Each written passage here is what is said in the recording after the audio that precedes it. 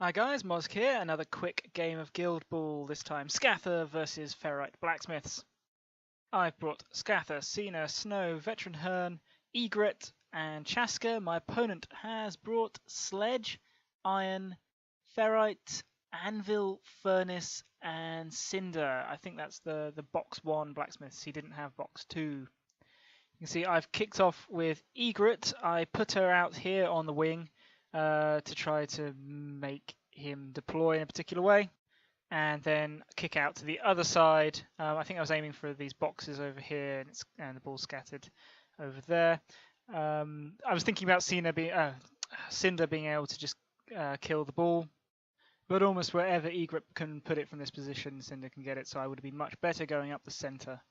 So Blacksmiths go, Cinder does move up towards the furnace, whatever that is, and kills the ball. I think it comes back out over onto one of these models, maybe Ferrite. Egret then poisons everybody with a flurry and dodges back to safety. And I'm planning to use Scatha's snowball to pull her back further because I'm well aware the Blacksmiths can get her from there.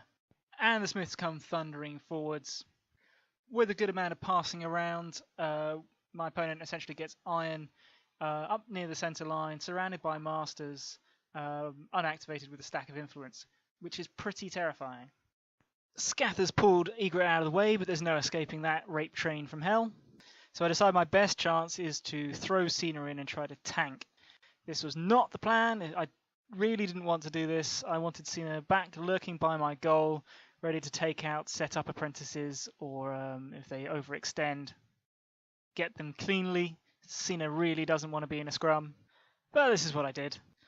I'm hoping to knock Anvil down and make him vulnerable to counterattacks potentially, and generate some momentum so that I can fuel Chaska's boombox and try to break up this party.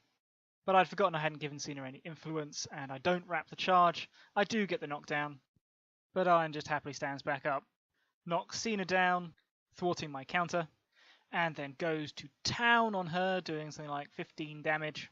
Because thanks to all the buffs, he's like he does 5 damage on 3 successes, something like that. It was insane and horrible. So basically at this point I am super fucked. I really need to be spread out more and not giving the Blacksmiths a target. So in turn 2, Blacksmiths get the initiative with their 1,000,000 momentum. Sledge goes and puts the pile driver in on Cena, killing her dead. The Apprentices just do such a staggering amount of damage when you play badly and let them get their hits in.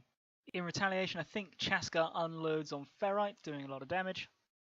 Iron goes in on Scatha, doing, again, a lot of damage, knocking her down, which was super fucking annoying.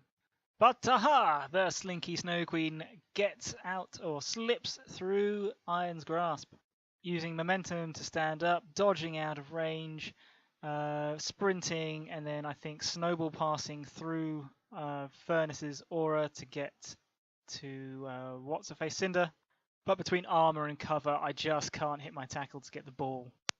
Anvil and Furnace pile in on Scatha. Egret gives the Apprentices the slip, running around the side, sniping away at Sledge. I'm trying to make space, keep her safe, and whittle away at the Apprentices.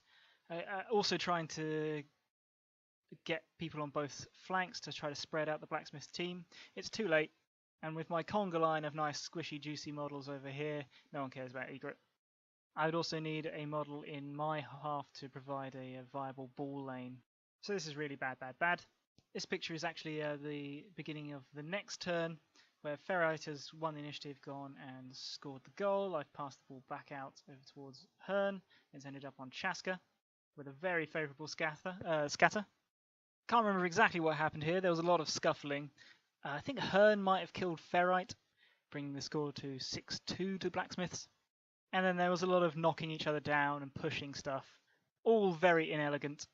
But in the end, we managed to get the ball to Scatha, who pops a legendary and sinks the goal, bringing the score to 6-all. And the ball gets kicked out just on the right flank by Chaska and Cinder. So we go into the final turn. It is not looking good for the Hunters. I've got myself surrounded by Masters and Apprentices. I've got nobody really here in my I don't know what this part of the pitch is called, my goal area to retrieve the ball and get it upfield should they score.